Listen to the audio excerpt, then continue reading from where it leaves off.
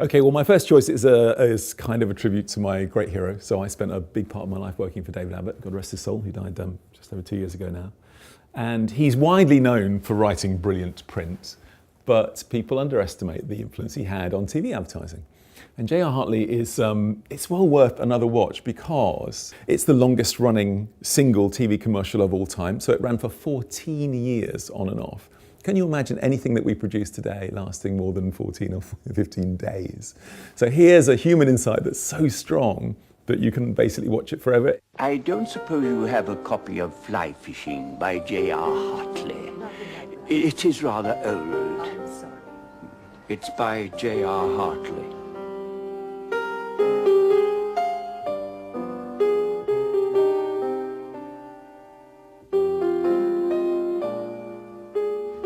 And eventually he comes home to his daughter.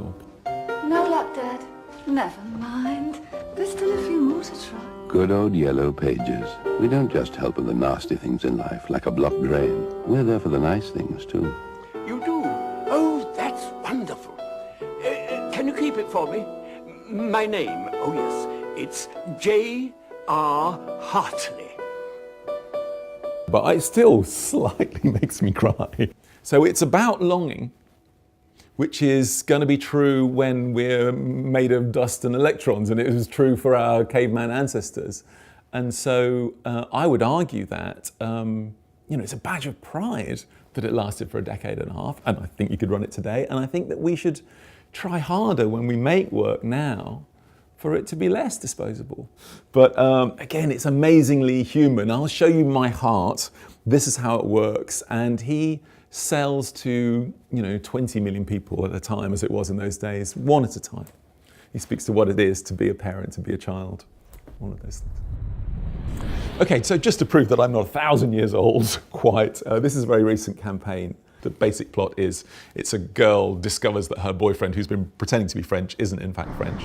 So I finally told my parents we're moving to Paris. Oh, oui? Oh, fantastique.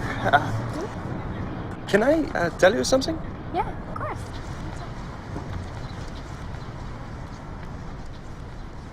Jean-Luc?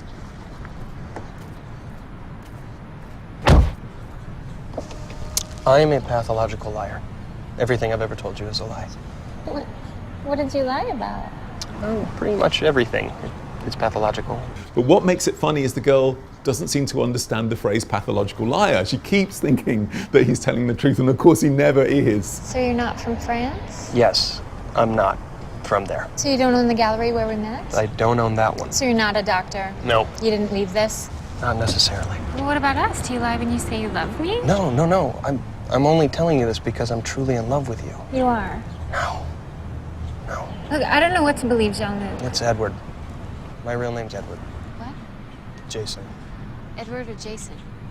Well, Gregory, if you want my real name. So if you watch American TV all night, you'll see 10 good commercials, and 8 of them will be really funny. And I think the reason for that is that clients have noticed sharing. And the only thing that gets shared are the 3 fundamental principles of all communication. They've got to make you laugh, cry, or think. And laugh is the most powerful. And they've noticed that when they get free media, i.e. when people share their work, it's usually because it's very funny. But the people involved in that piece of work understand drama, understand humanity, and understand selling. Because of course the punchline is that he daren't say all of these things until he's safely behind the wheel of his Land Rover Discovery. It's a stunning piece of work. I wanted to talk about a very old ad, which again you could run right now. Which again could be a total part of the digital world. And it was for The Guardian, which still just about exists, a touch plastic. And it is simply 3 scenes. The first scene is a skinhead, and he sees a car pull up, and it's got some other young people in it, and he turns and he runs. An event seen from one point of view gives one impression. So you think, this is a guy who's in some trouble with a rival gang. Seen from another point of view, it gives quite a different impression. And the businessman sees him come in and holds his briefcase up in front of him like that. So now the skinhead looks like he's a thief. He's going to mug this guy. Seen from another point of view, it can be seen from quite a different way. But it's only when you get the whole picture you can fully understand what's going on.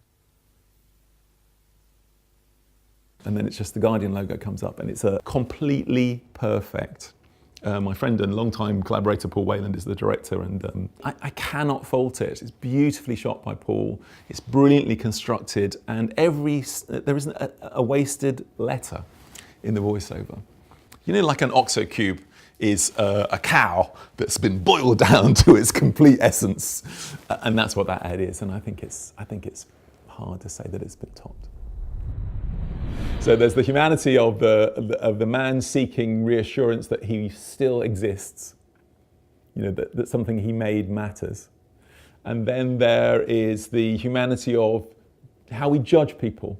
Just because a person shaves their head doesn't mean that they wouldn't save the life of a stranger. And finally, how difficult love is. Here are these two people who kind of, well, they're together, but they really shouldn't be.